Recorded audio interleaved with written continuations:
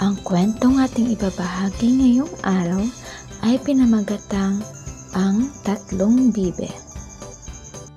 Alam ko na pamilyar sa inyo ang Tatlong Bibe bilang isang awit.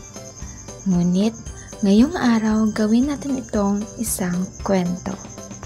Kaya naman, samahan niyo ako at tuklasin natin ang kwento ng Tatlong Bibe. Sa isang malawak na bakuran sa tabi ng sapa, tuwing umaga ay masayang naglalaro ang tatlong malilikot na bibe. Si Mataba, si Payat at ang kanilang leader na si Katamtaman. Sila ay laging puno ng sigla at hilig lakbayin ng iba't ibang bahagi ng kanilang bakuran.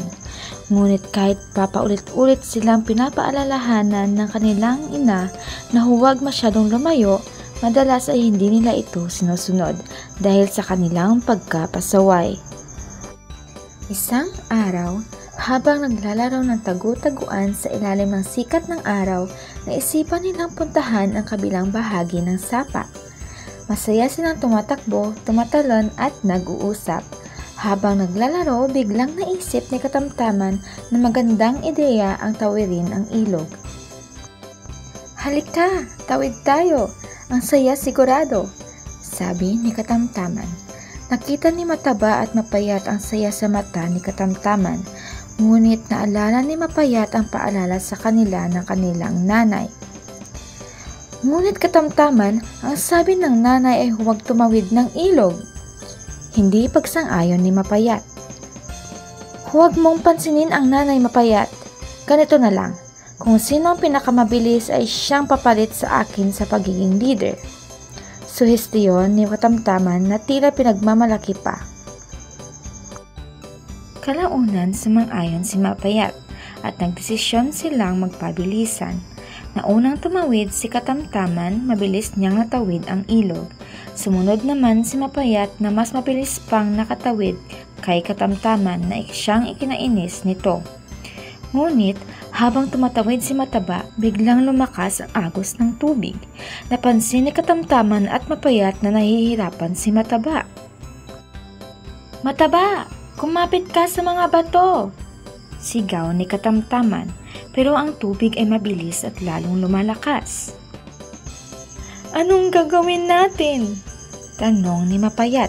Kabadong-kabado ito, kaya nag-isip sila ng mabilis. "Kailangan natin ng tulong," sabi ni Katamtaman. "Huwag kang mag-alala, Mataba. Nandito kami." Mabilis na naghanap si Katamtaman ng mahahabang sanga at sinubukan itong ipatong sa tubig. Si Mapayat naman ay tumakbo pabalik sa dalampasigan para humingi ng tulong sa iba pang mga bibe. Matapos ang ilang saglit, dumating ang ibang bibe at sama-sama nilang hinila si Mataba papalapit sa dalampasigan.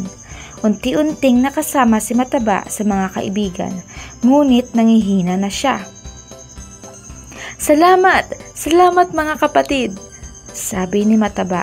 Hingal na hingal ito. "Akala ko hindi na ako makakabalik." "Magkapatid tayo, kaya't dapat tayong magtulungan," sabi ni Katamtaman. "Sa susunod, mag-ingat tayo sa pagtawid at lagi nating sundin ang ating mga magulang." Mula noon, hindi na nila sinusuway ang kanilang nanay at mas lalo pa silang napalapit sa isa't isa. Ito ay naging simbolo ng kanilang pagsasama bilang magkakapatid at pagtutulungan. Nagtawanan na lamang sila habang pinapanood ang agos ng ilog. Natutunan nila na kahit gaano pa man kalalim ang tubig, basta't sama-sama, lahat ay malalagpasan. Paano ba yan mga bata? Hanggang dito na lamang ang kwento ng Tatlong Bibe. Hanggang sa muli!